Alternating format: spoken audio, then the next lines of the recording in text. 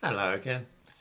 For many people, their ideas on what slavery was like in America before the Civil War are drawn from two main sources. Both are fictional accounts. Both were also written by white women. One was a novel written by the abolitionist Harriet Beecher Stowe, Uncle Tom's Cabin, which became something of a classic. The other was called Gone with the Wind by Margaret Mitchell.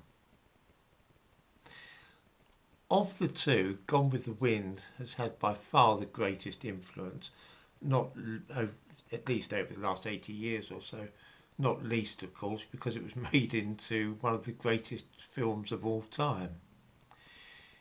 It was hugely popular, but the image or the narrative of slavery shown in Gone with the Wind is regarded today as being a horrible distortion of the truth. HBO Max, which is a live streaming service, have put Gone with the Wind on there, and it's preceded by uh, various warnings, such as that it shows ethnic and racial prejudices which were wrong then and are wrong today. Mind, you want ethnic and racial prejudices, you want to try reading 12 Years a Slave, which, like Gone with the Wind, was made into a very successful movie.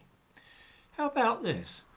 The African race is a music-loving one proverbially, and many there were among my fellow bondsmen whose organs of tune were strikingly developed, and who could thumb the banjo with dexterity. Bit of ethnic and racial prejudice there, I think. Or what about this?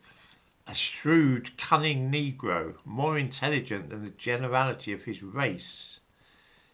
Negro, more intelligent than the generality of the race? Is he saying black people are stupid? Shocking.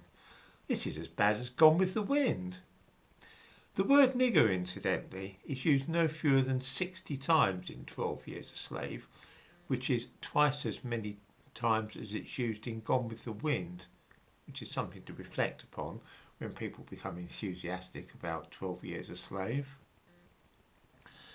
The reason that we don't express horror at 12 Years a Slave is, of course, that it was supposedly written by a black man and is represented as the authentic narrative of the life of a slave. It's nothing of the kind, just like Mary Prince's autobiography, at which we looked yesterday. This book was also written by a white person, white abolitionist called David Wilson.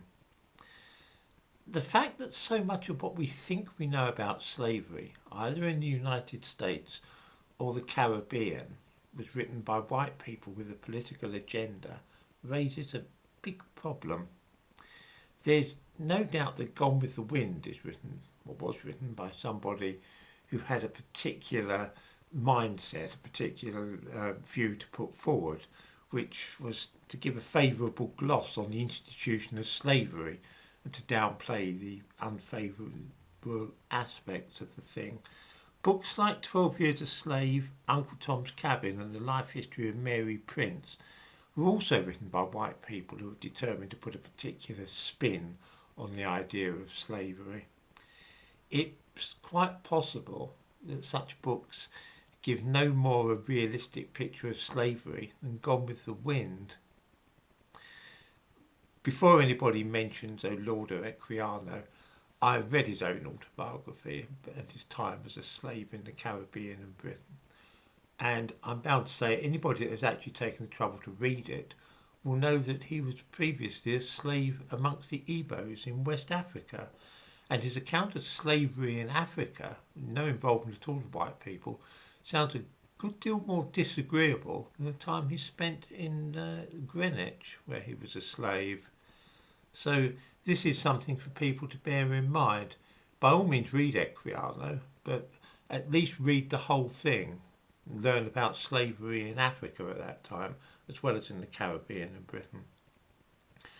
There are some authentic narratives of American slaves, but these, apart from one or two like Frederick Douglass, for example, tend to be verbal rather than written. In the 1930s, for example, gramophone recordings were made of some very old people who had been slaves in the United States before the American Civil War. They'd lived on southern plantations.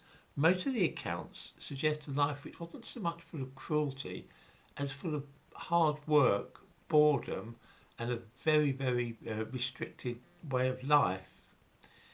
Unappetizing food, little leisure, and so on. Was this lifestyle significantly worse than other people in English workhouses at the time, or those working in mines and factories? The truth is, we simply don't know. Just as we have to rely in the main upon white middle class people writing for information about slavery, so too do we have to depend upon the same class of people for information about life of the lumpen proletariat of Victorian Britain. We read Mayhew and Charles Dickens, but we don't really know what life was like for ordinary white people in Britain at that time. You know, the underclass, the working class types.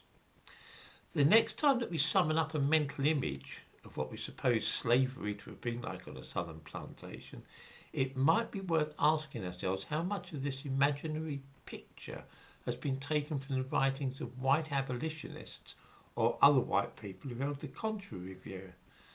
Neither Gone with the Wind nor 12 Years a Slave are reliable sources of information on the subject.